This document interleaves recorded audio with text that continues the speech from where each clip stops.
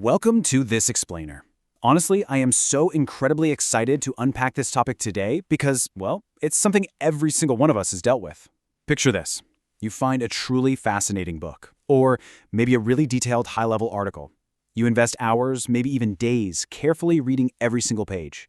You finish it, and you feel so smart. And then, a week later, you try to tell a friend about it, and crickets. You've forgotten almost all of it. It's incredibly frustrating. So, why does this happen? And more importantly, how do we fix it? Look, if you've forgotten a book lately, you are absolutely not alone. We've all been there. The problem really lies in our habits. Most of us rely on entirely passive reading, just moving our eyes over the words. Or we put all our faith in that trusty neon yellow highlighter. We literally paint the pages yellow, we reread those same highlighted sentences, and we think, great, I'm learning. But cognitive science has spent decades studying how human memory actually works, and the consensus is crystal clear. These traditional methods are highly ineffective. They just do not work for long-term retention. To actually make information stick, we have to introduce what cognitive scientists call desirable difficulties. This basically means we need to use strategies that intentionally make your brain sweat a little bit during the learning process. You see, when reading feels too easy, it creates an illusion of competence. We think we know it simply because the text is right in front of us. We have to actively challenge the brain to break that illusion. Okay, let's dive into this. These are the 5 levels of desirable difficulty: active recall, spaced repetition, elaborative interrogation, the SQ3R method, and finally, interleaved practice. Starting right off with level 1, active recall. Cognitive scientists like Henry Roediger and Jeffrey Karpekik have done a massive amount of research on this, and it is truly the bedrock of memory. The core idea here requires a total shift in how you treat information. Highlighting and rereading, that's just putting in.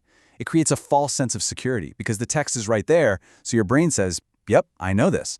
But pulling information out of your brain, actually retrieving it from memory, is what does the real heavy lifting. Every time you force your brain to retrieve a memory, you physically strengthen the neural pathway to that information. You're basically yelling at your brain, hey, this data is vital, hold on to it.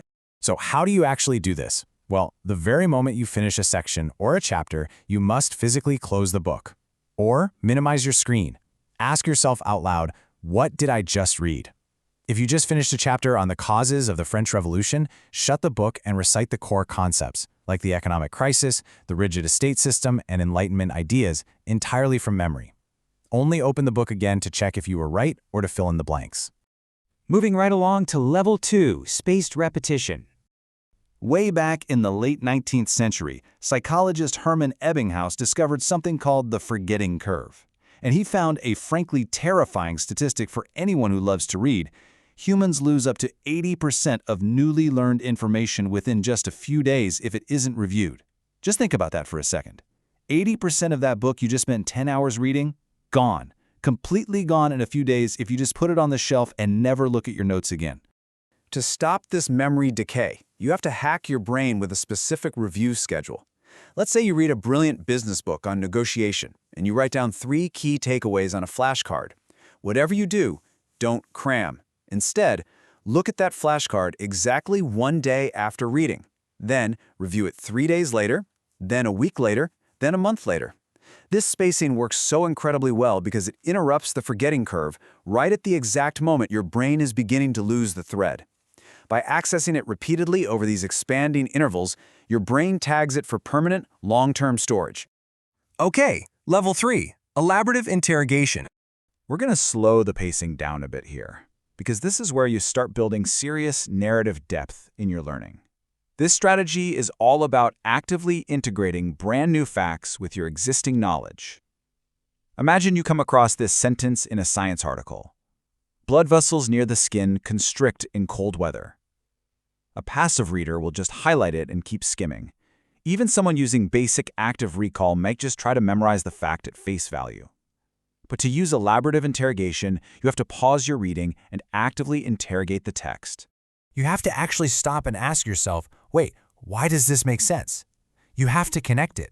So you figure out the why. Oh, they constrict to reduce blood flow to the surface of the skin, which minimizes heat loss and keeps my vital organs warm. Right. By understanding that underlying mechanism, cognitive research shows you create a rich, distinctive memory network.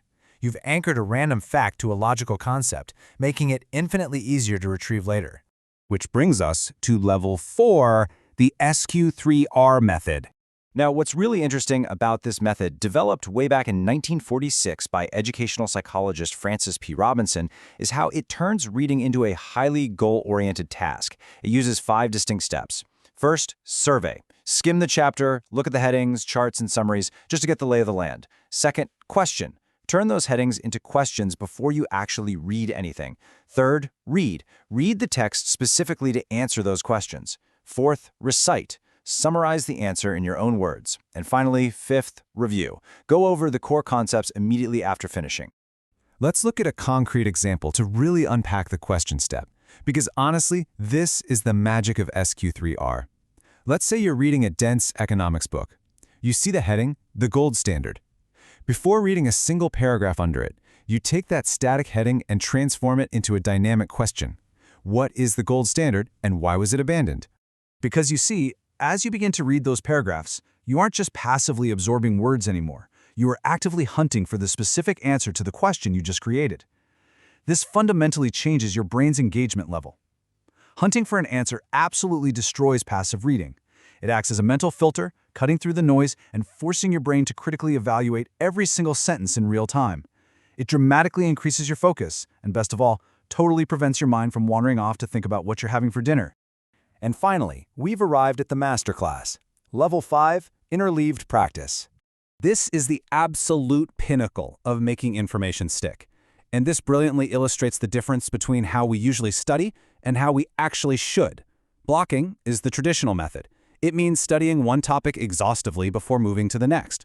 You know, reading a whole book on one microtopic in a single sitting.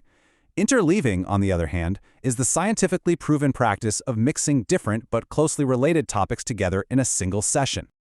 Let me show you how this actually looks in practice. Say you're diving into cognitive biases. If you use the old blocking method, you'd read 5 chapters exclusively on the sunk cost fallacy. Done. But with interleaving, you read 1 chapter on the sunk cost fallacy.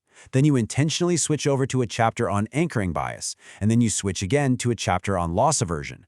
You purposely bounce between them. Why? Because bouncing between related topics forces your brain to constantly discriminate and contrast the nuances between all 3. You're constantly asking your brain, wait, how is this different from the thing I just read 20 minutes ago? This intense mental friction is exactly what you want. The difficulty itself is the point.